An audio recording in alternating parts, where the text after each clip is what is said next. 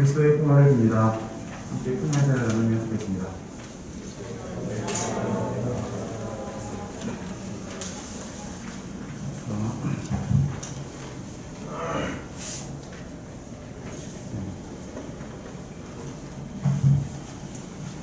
기장 평화공동체운동본부에서 지속적으로 주최해오고 있는 평화통일 월요기도회, 오늘은 서울로의 통일사회부의 주관으로 254차 기도회도 드리게 됩니다.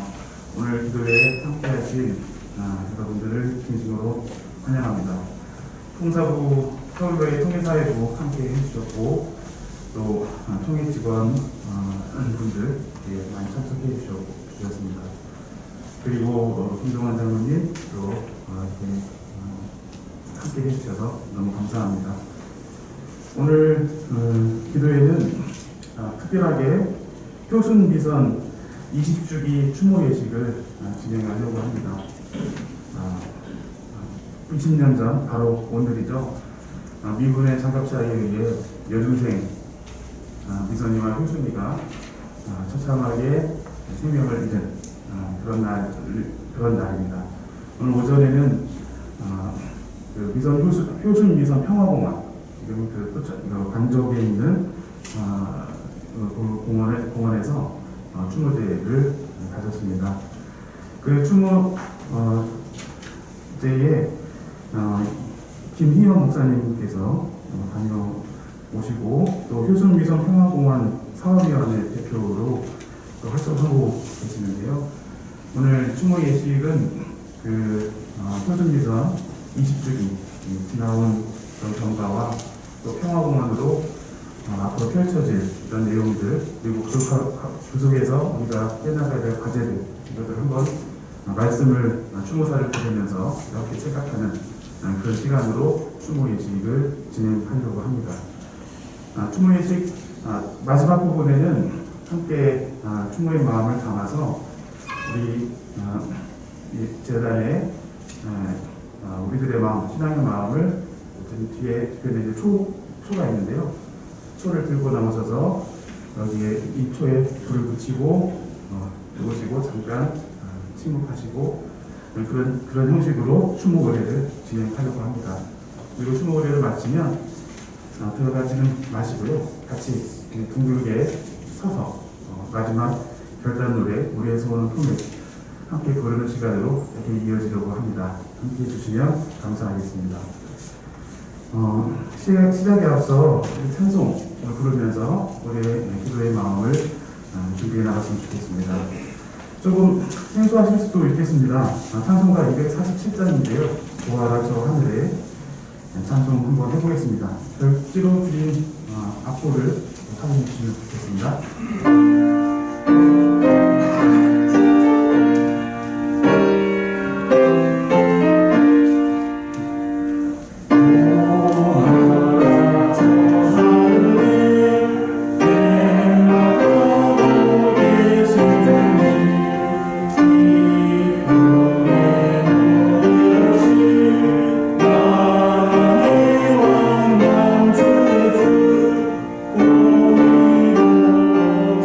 주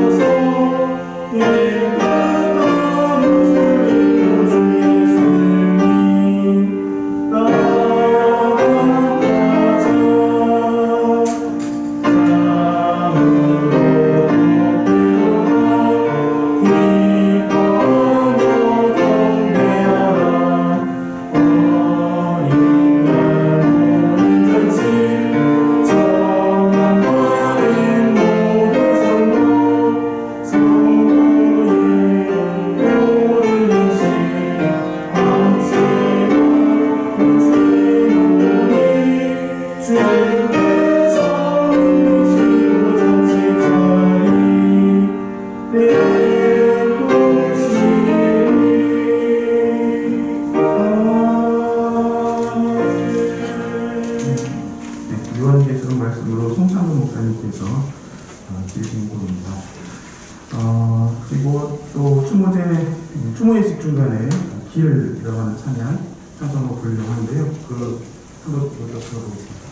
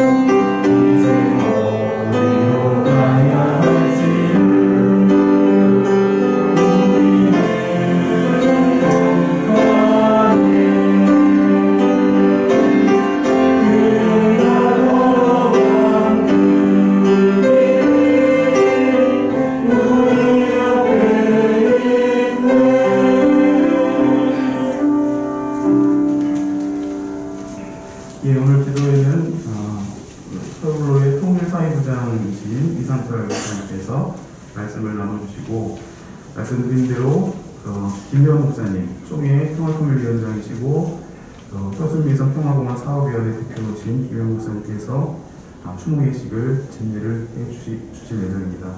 그리고 서울로의 부노회장으로 섬기고 계시는 윤성혜 장로님께서 오늘 기도 순서를 인도해 주시겠습니다.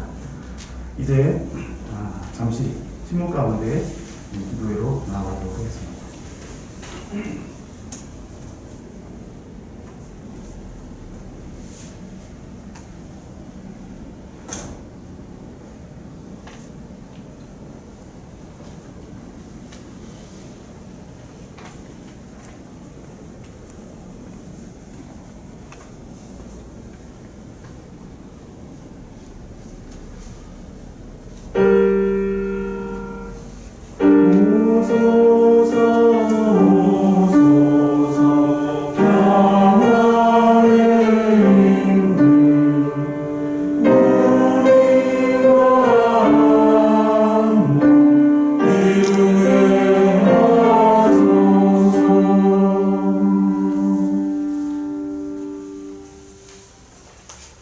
이것은 우리 주님께서 우리에게 주시려고 우리 조상 아브라함에게 하신 맹세이니, 우리를 원수들의 손에서 건져주셔서 두려움이 없이 주님을 섬기게 하시고 우리가 평생 동안 주님 앞에서 거룩하고 의롭게 살아가게 하셨다.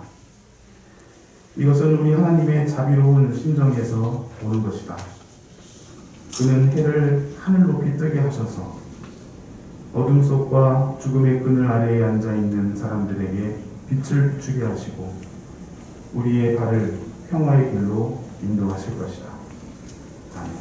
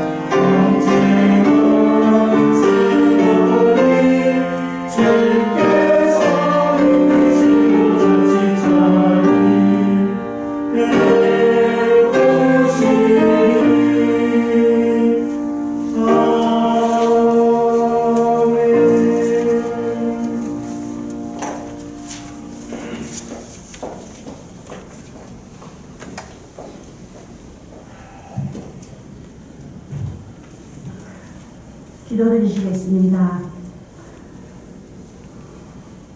우리 민족을 특별히 사랑하시고 우리를 향한 놀라운 섭리를 가지고 계시는 주님, 우리를 화해와 평화의 도구로 택하여 쓰시고 보호하시며 인도하시는 주님, 이 저녁 254차 평화 통일을 위한 원료 기도회로 한자리에 모아주신 은혜에 감사드리며 이곳에 임재하셔서 저희의 간구를 들어주시고 감사와 영광을 돌리오니 받아주옵소서.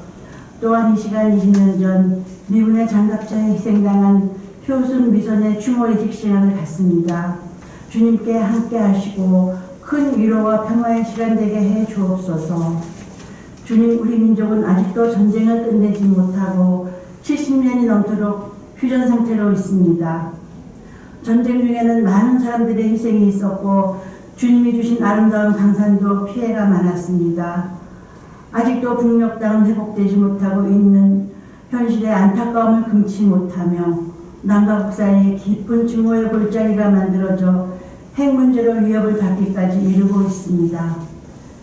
주님께서 해방을 주셨는데 우리는 감사와 참회와 화합 대신에 이념의 장벽을 높이 쌓아 올리고 다투었습니다. 그 큰 허물에 대한 징벌이 6.25 한국전쟁임을 고백하며 회개합니다. 주님은 총으로 이 나라의 폐허를 딛고 일어서게 하셨음을 감사드립니다. 산업화와 민주화를 이루며 경제대국이 되어 번영을 누리게 하심에 감사드립니다. 국제사회에 우뚝 서게 하심을 감사드립니다. 많은 선교사들을 세계 방방곡곡에 파송하게 하심을 감사드립니다. 세계적 재앙인 코로나도 슬기롭게 극복해 나가게 함을 감사드립니다. 하오나 주님, 살펴보니 우리에게 너무나 많은 회개의 제목들이 있는 것을 발견하고 주님께 기원드리지 않을 수가 없습니다. 세대, 계층, 지역 간의 갈등이 내적 전쟁 상태를 이루고 있고 양극화된 이념과 진영 논리로 빚어지는 충돌과 정직과 공의의 실종으로 인한 있는 현실을 회개하오니 화해의 영이 함께 하시기를 기원합니다. 예언자, 제사장, 소금과 빛이어야 할 교회가 너무나 무기력한 모습을 보이고 있음에 안타까운 마음을 금할 수 없으나 주님, 교회가 다니엘처럼 베옷을 입고 죄를 덮어쓰고 회개의 기도를 드리게 하옵소서. 주님, 참회의 뜨거운 바람을 일으키게 하시고 그 바람이 이강산을 지독게 하옵소서. 니느웨 성에서 일어났던 회개운동이 이 땅에서도 일어나게 하셔서 2022년이 코로나를 끝나는 해가 되게 하시고 놀라운 회개의 해로 기록되게 하옵소서. 이스라엘의 포로 생활을 70년 만에 끝나게 해주신 주님, 내년에는 한국전쟁 휴전 70년을 맞습니다. 주님께서 이 전쟁에도 종지부를 찍어주실 것을 간절히 기도드립니다. 칼과 창이 보습과 낫이 되게 하시고 용서와 화합과 사랑의 물결이 이 땅에 넘치는 일에 교회가 모범을 보이며 앞장서게 하옵소서. 6.25 전쟁 이후 북녘의 영적 형편을 아시며 가슴 아파하시는 주님, 북녘의 곳곳에 십자가가 세워지게 하셔서 말씀이 선포되고 찬양이 매래치는 평화의 목장이 되게 하옵소서. 감사와 회개와 평화 통일을 간절한 소망을 담긴 기도를 우리 주 예수 그리스도의 이름으로 기도드립니다. 아멘.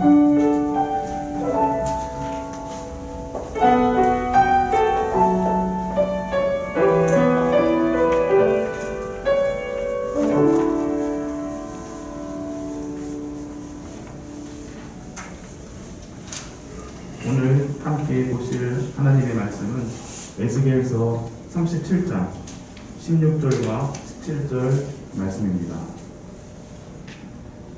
너 사람아, 너는 막대기 하나를 가져다가 그 위에 유다 및 그와 연합한 이스라엘 자손이라고 써라. 막대기를 또 하나 가져다가 그 위에 에브라임의 막대기 곧 요셉 및 그와 연합한 이스라엘 온 족속이라고 써라. 그리고 두 막대기가 하나가 되게 그 막대기를 서로 연결시켜라. 그것들이 내 손에서 하나가 될 것이다. 이상철 목사님께서 그것들이 내 손에서 하나가 될 것이다 말씀 나눠주셨습니다.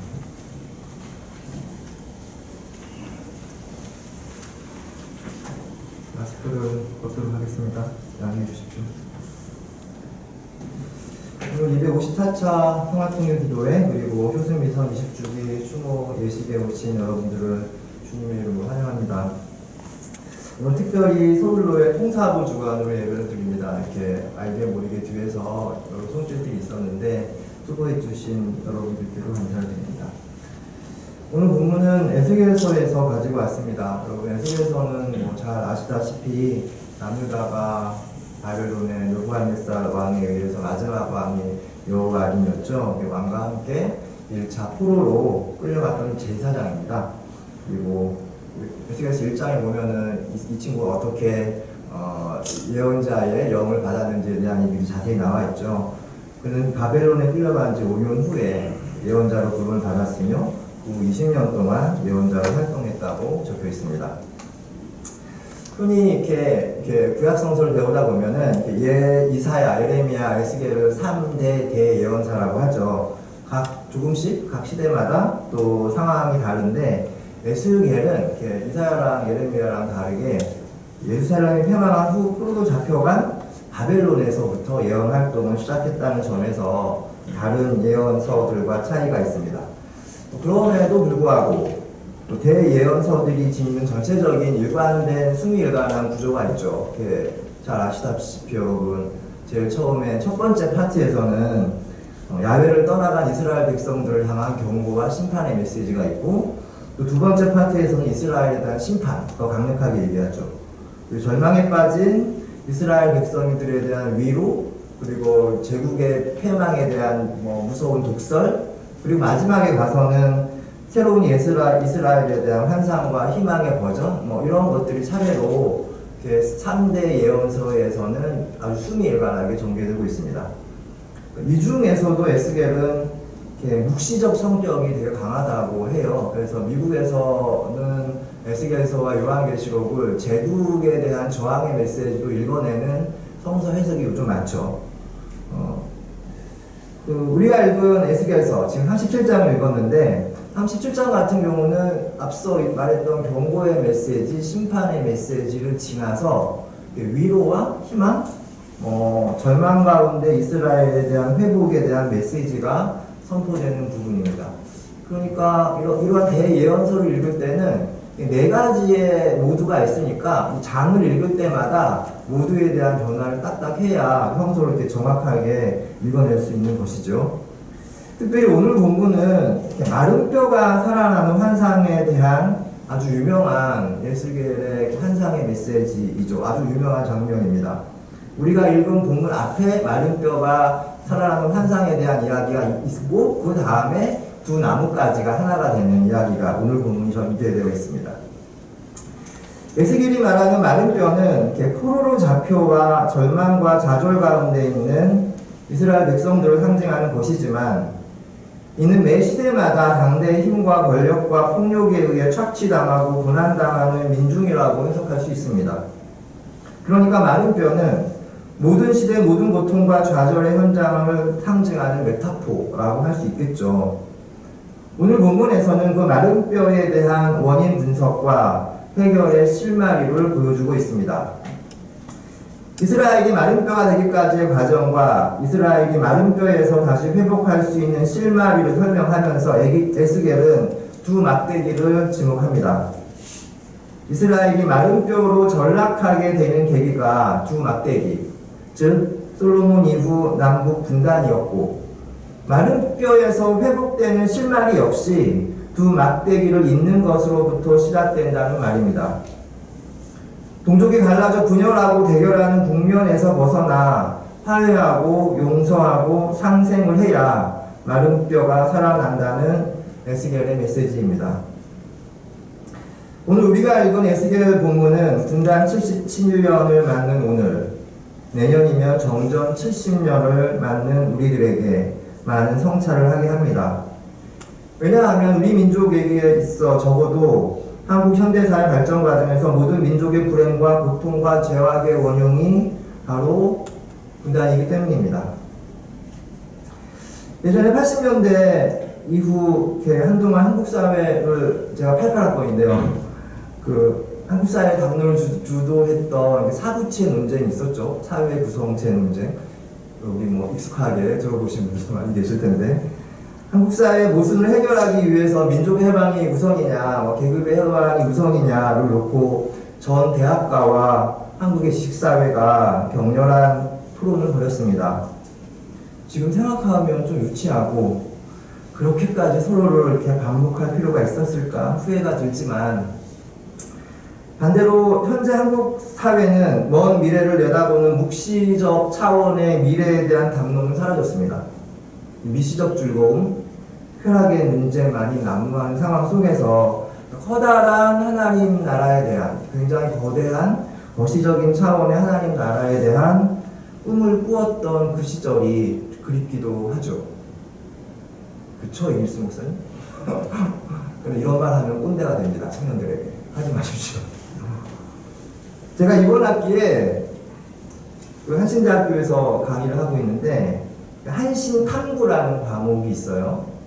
그 한신 출신의 거인들, 어른들의 삶을 한 분 한 분 조명하면서 한신성을 가진 대학인으로 살아간다는 것이 무엇인지를 신입생들에게 느끼게 하는 과목입니다. 한 주에 한 분씩 김재준, 장준하, 문익환, 이우정, 안병무, 강원용, 서남동, 문동한, 고정희, 지지난주에 고정희를 끝으로 지난주에 시험을 봤습니다. 그런 인물들을 하나하나 따라갑니다. 그 과목은 신학과 학생들에게 이렇게 개설된 것이 아니라 신학과에서 일반학부 학생들을 상대로 개설한 과목입니다. 일반학부 학생들은 한신이 어떤 학교인지 모르고 들어오는 경우가 굉장히 많아요. 그래서 어떤 학교인지 모르고 들어온 학생들에게 이 학교가 이런 학교다 라고 하는 나름의 의식화 과정이라고 할 수 있을 것 같아요. 아무것도 몰랐던 학생들이 이렇게 한 주 한 주 한신을 나왔던 거인들의 삶을 이렇게 알려주고 또 발제도 하게 하고 여러 가지 동영상들도 스스로 찾아보게 하면서 수업에 임하면서 한신 출신의 인물들이 한국 현대사회 발전 과정에서 민주주의와 정의와 인권의 발전을 위해 혁혁한 공로를 세운 사실을 알아가면서 학생들은 이런 한신대학교에 들어온 것에 대해서 자부심을 느끼게 되었다고, 정말 몰랐다고, 어떤 학생은 4학년이 있었는데 내가 4년 동안 이것을 몰랐다는 게 너무 부끄럽다, 이러한 최종적인 피드백을 저에게 합니다.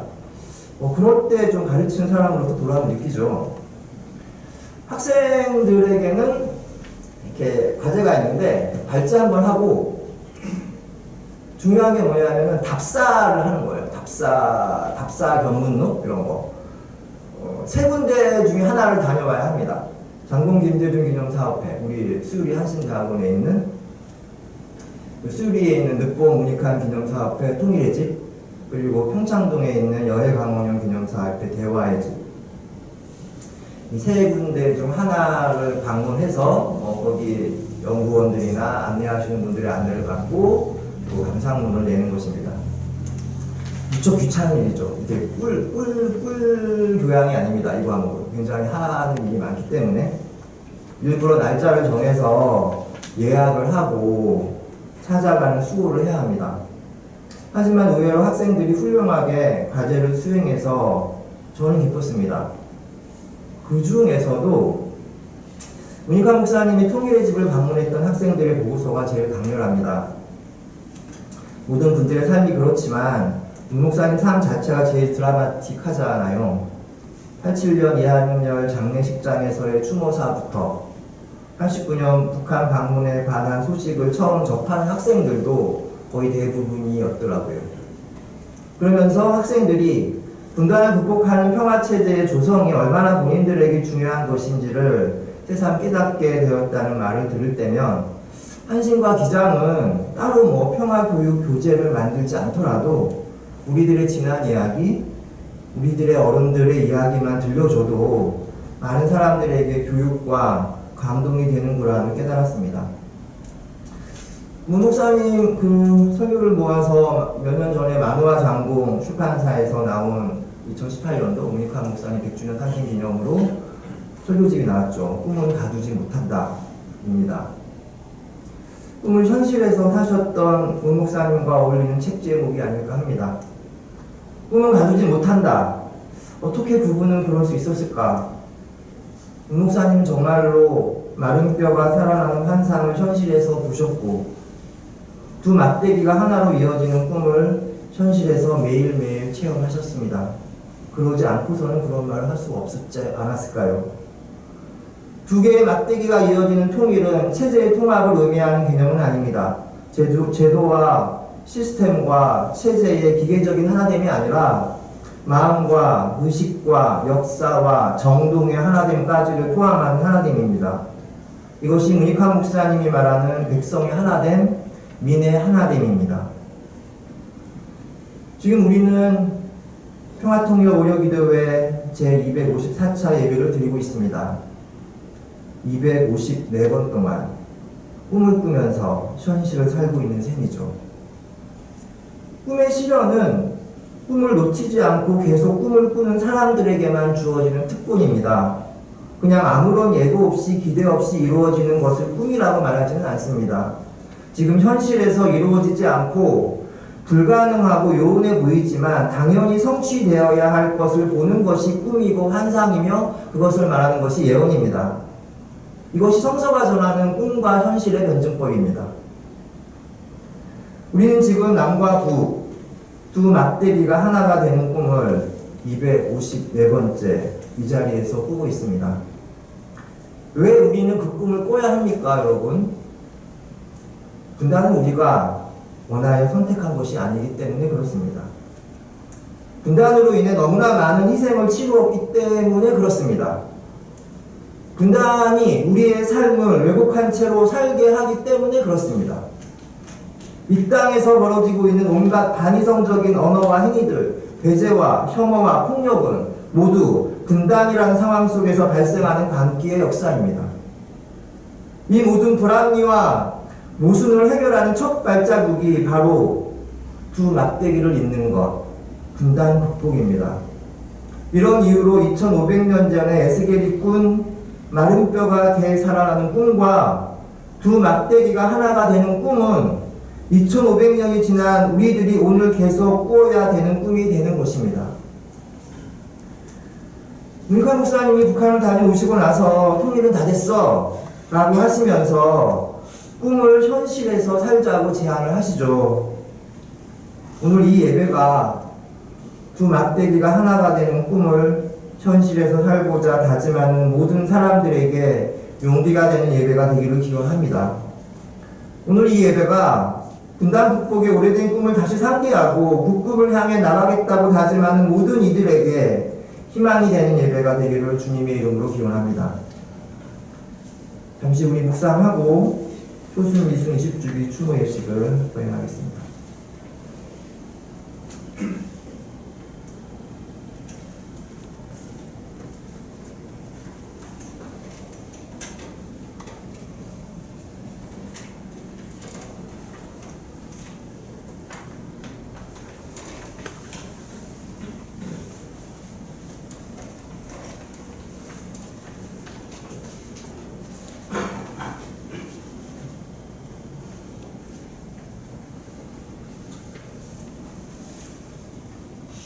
신효순, 신미선 두 분의 20주기를 추모하는 시간을 잠시 갖겠습니다.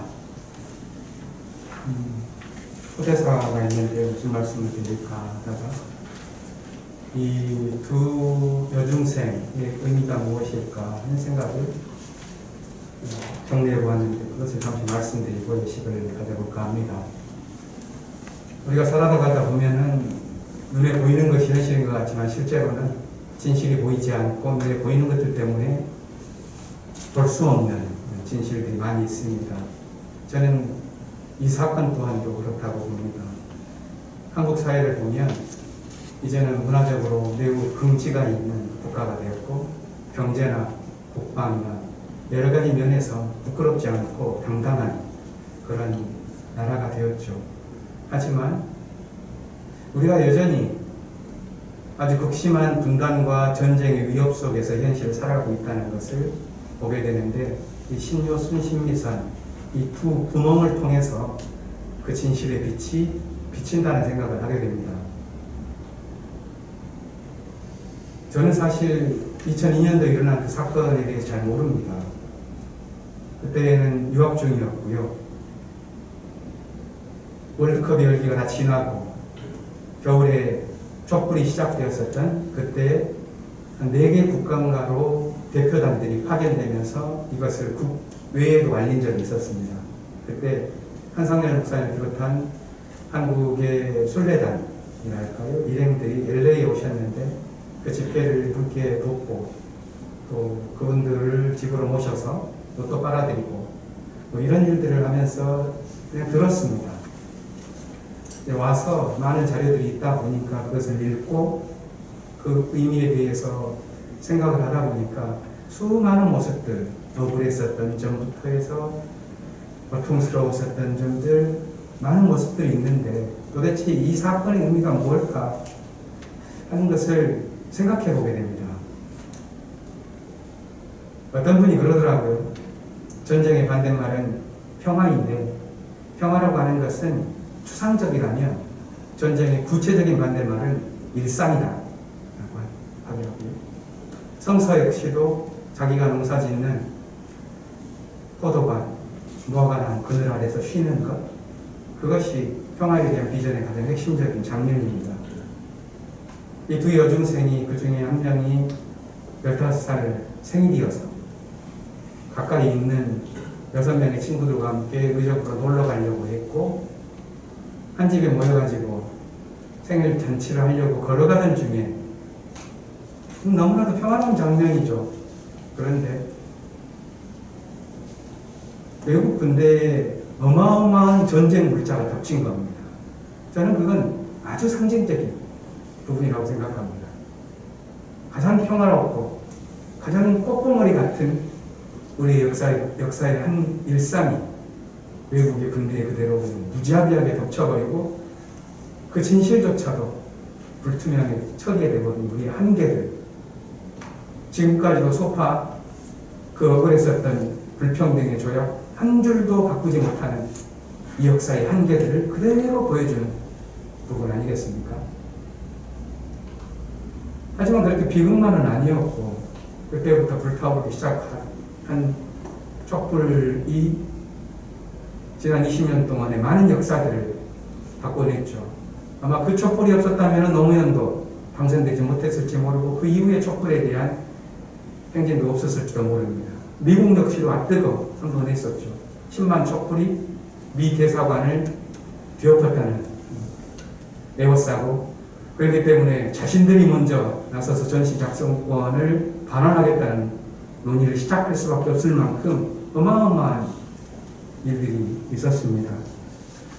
하지만 여전히 우리 현실은 단 하나 변하지 않고 있는 진실, 한미관계, 이것을 여실히 뼈저리게 우리는 보고 있습니다.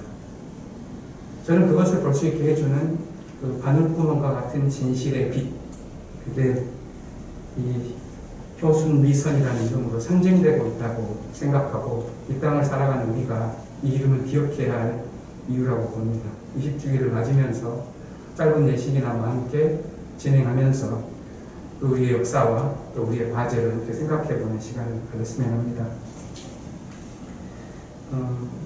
여러 단체들이 지난주 토요일 미리 평화대회를 했는데요. 이 영상을 준비되었는데 함께 보시고 진행하겠습니다.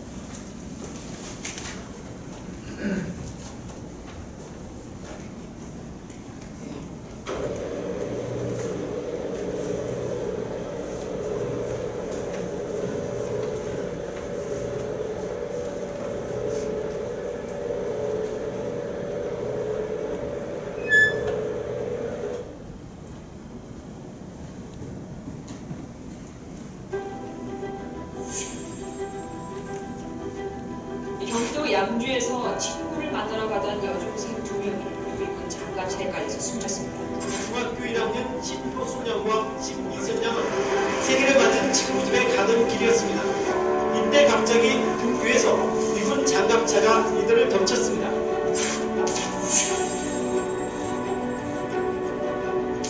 미군은 사고 직후 미군 의무요원만 호출했을 뿐 한국 경찰에 연락도 하지 않은 채 무려 1시간가량 시신을 방치했습니다. 미군 측은 사고가 난 지 엿새가 지나서야 입장을 내고 고의성 없는 불가피한 사고였다고 주장했습니다.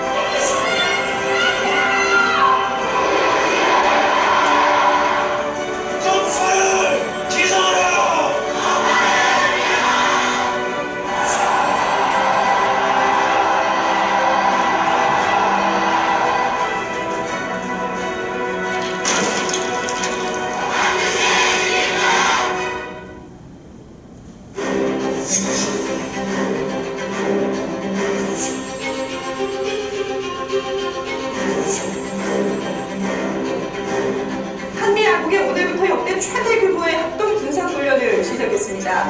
약 12조 원이 투자된 캠프 험프리스는 전 세계 미군 기지 중 최대 규모를 자랑합니다. 부산항 미군 실험실 생화학 독소 반입 사실이 국제법 위반이라는 지적이 나오고 있습니다.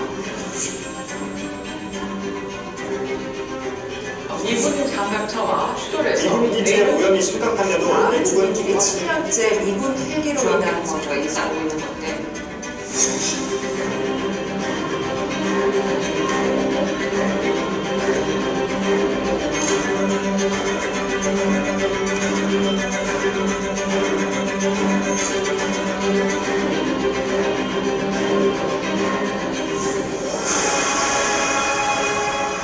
윤석열 대통령 당선인은 한미 군사동맹과 연합 방위태세를 통한 강력한 억제력은 아무리 강조해도 지나치지 윤 않는다고 당선인은 당선 인사에서 한미 동맹 재건을 강조했습니다.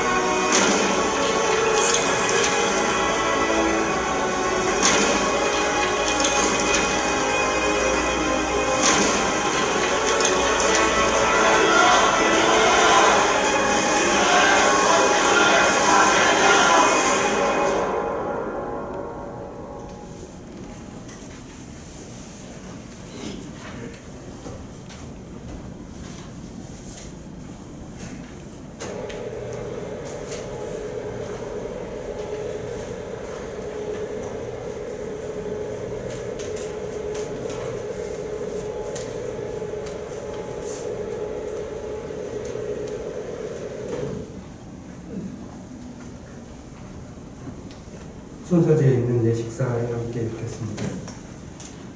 20년 전 두 여중생의 생명과 꿈을 앗아간 주한미군의 사건은 이 시대의 죄악을 드러내었습니다.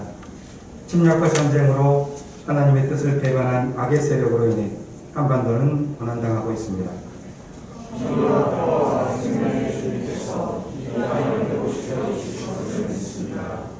주님, 또сын 미선 20주기를 추모하는 우리에게 평화를 내려주소서. 찬송 부르시겠습니다.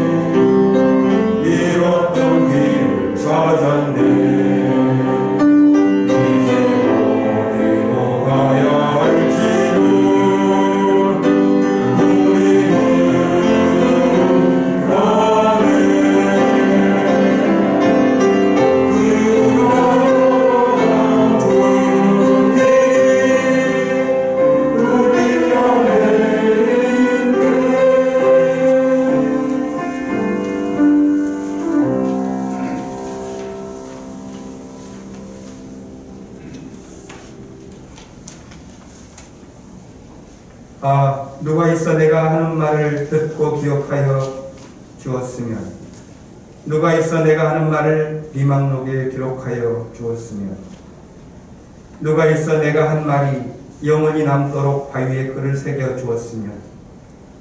그러나 나는 확신한다. 내 구원자가 살아계신다. 나를 돌보시는 그가 땅 위에 우뚝 서실 날이 반드시 오고야 말 것이다. 내 살갗이 다 썩은 다음에라도, 내 육체가 다 썩은 다음에라도 나는 하나님을 배울 것이다. 나는 새하늘과 새 땅을 보았습니다. 이전의 하늘과 이전의 땅이 사라지고 바다도 없어졌습니다.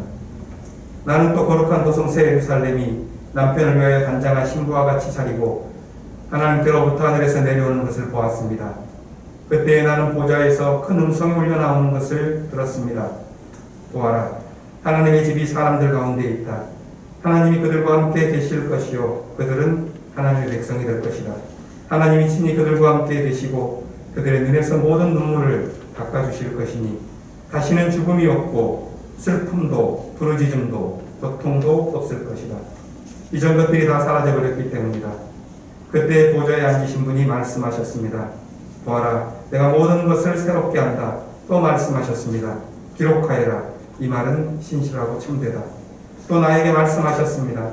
다 이루었다. 나는 알파며 오메가, 곧 처음이며 마지막이다. 목마른 사람에게는 내가 생명수 샘물을 거저 마시게 하겠다. 이기는 사람은 이것들을 상속받을 것이라. 나는 그의 하나님이 되고 그는 내 자녀가 될 것이라.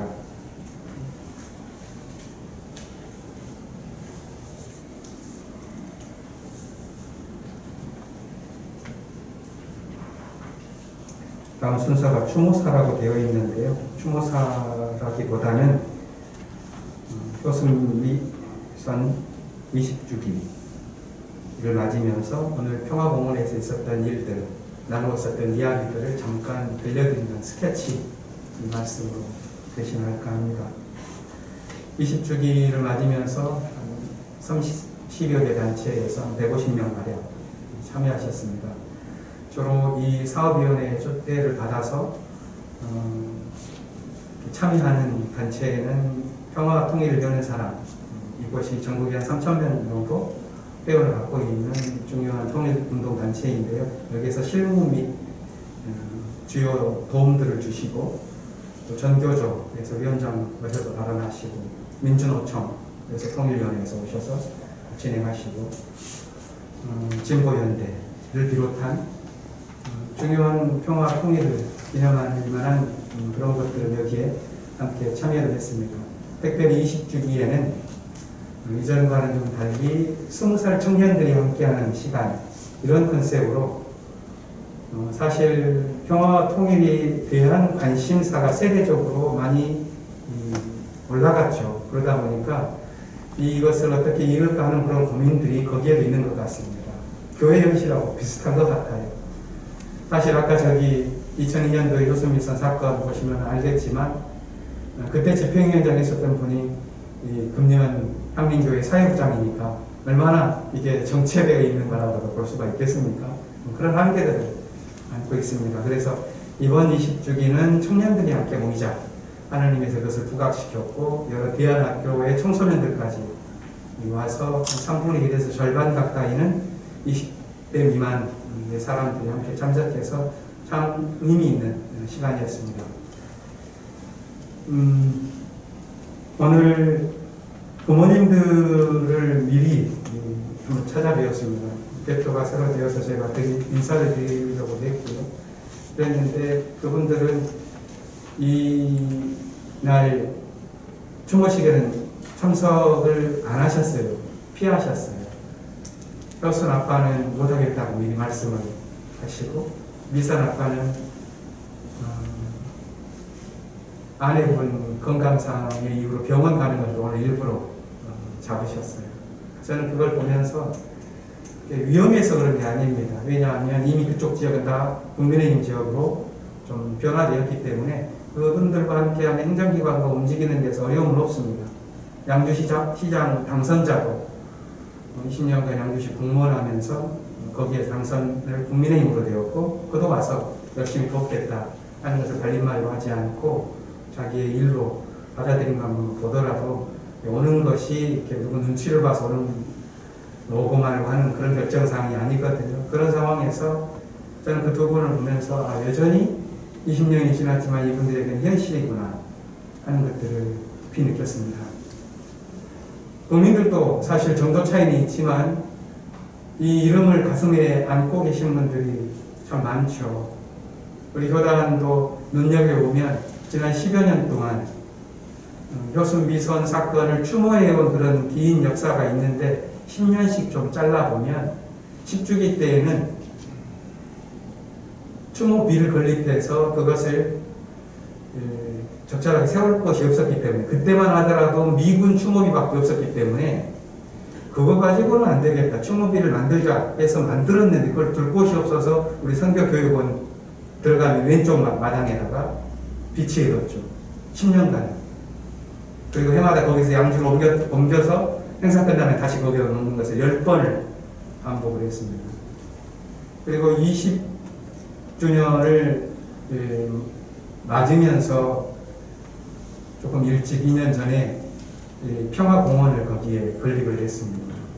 국민들의 한 3,000명 정도 되시는 분들이 4억 9천만 원 정도 가까이를 내시면서 이 일을 해내셨죠.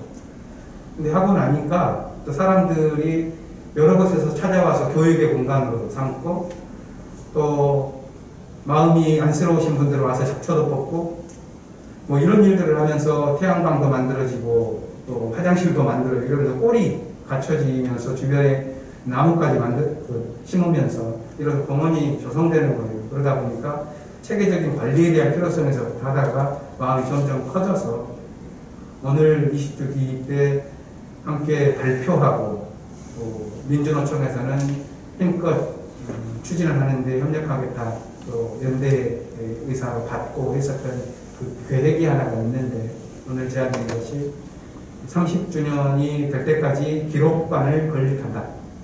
그래서 평화공원을 관리하고 교육의 장으로 삼고 또 한미관계의 평등한 그런 호혜의 평등한 관계를 위한 교도보로 활동할 수 있는 그런 것이 전혀 없는데 이곳을 그렇게 앞으로 10년간 일을 해 나가자 하는 그런 계획을 처음 발표하고 아마 언론에도 많이 퍼지는 것 같습니다.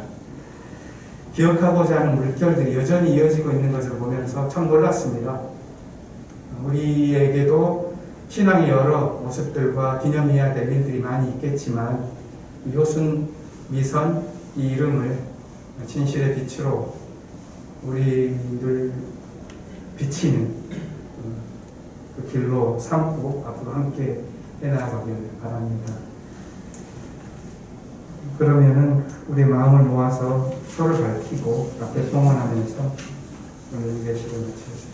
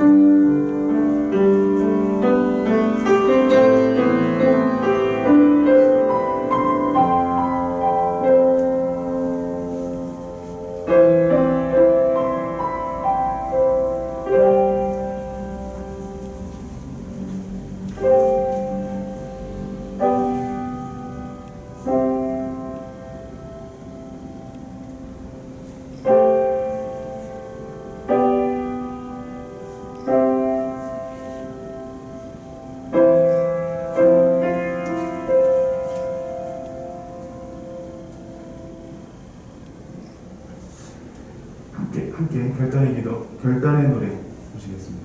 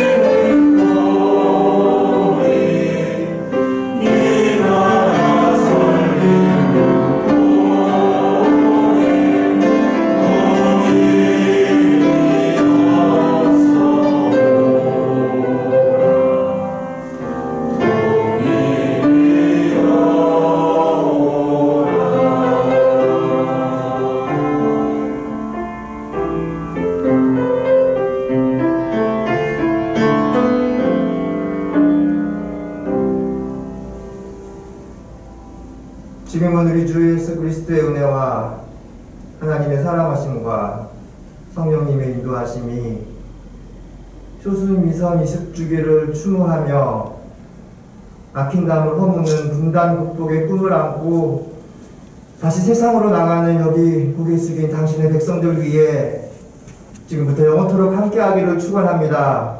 아멘.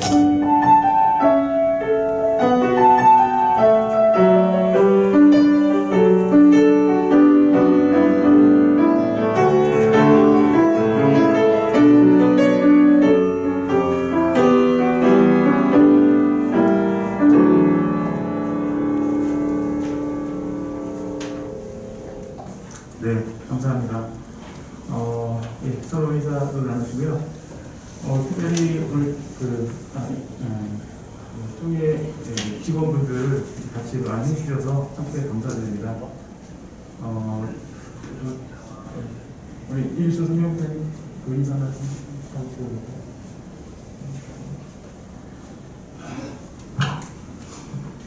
오늘 서울로의 주간으로 드린 이 평화 고려기도에 너무도 은혜스러웠습니다. 특별히 미선 교수는 우리 20주기를 맞이해서 우리 모두가 간절한 심정으로 그날의 아픔을 다시 한번 기억하고 그 귀한 두 딸이 흘린 피가 헛되지 않도록 우리 마음에 다시 한번 되새기는 그런 귀한 예배였다고 생각합니다. 오늘 순서를 맡아주신 서울로의 임원들에게 너무 감사드리고요. 오늘 총회 직원들 여하튼 최대한 많이 참여하려고 노력했습니다. 총무님 공적인 일 때문에 참여 못하신 것 죄송스럽게 생각한다고 전해달라고 하셨고요. 하여튼간 우리 힘을 합쳐서 통일이 오는 그날까지 우리 할 일들을 간대히 해나가는 귀한 주님의 일꾼들이 다 될 수 있기를 바랍니다. 감사합니다.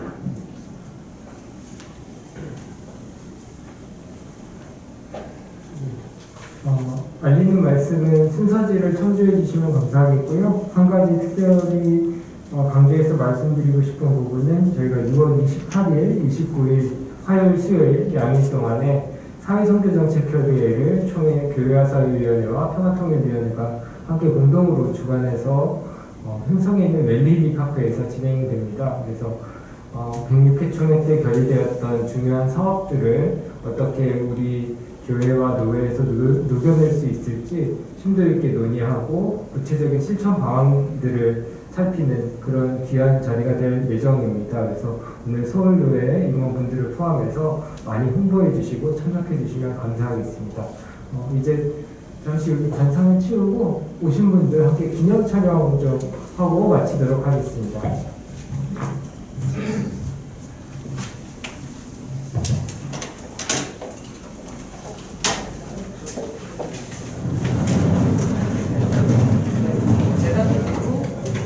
앞쪽으로 나오셔서 함께 기념 촬영 함께 하도록 하겠습니다. 임원들, 서울로 임원들 가운데 있습니다.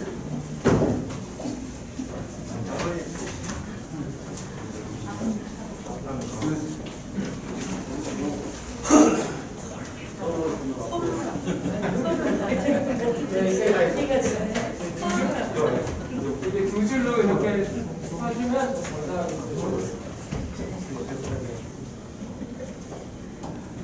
최은경 목사님 쪽 안쪽으로. 예. 이쪽이 좀 더 무거운 것 같아요. 먼저 김 목사님 혼자가 같이 커버. 찍겠습니다. 하나, 둘, 셋. 한 번 더 찍겠습니다. 하나, 둘, 셋. 한번 벗으면 어떨까요? 예? 아, 예. 프로젝트는 네, 한 번만 좀 짧게 찍겠습니다.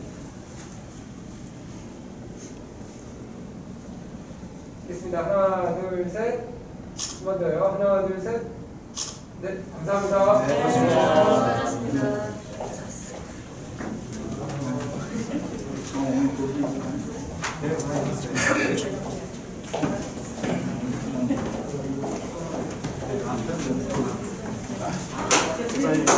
네.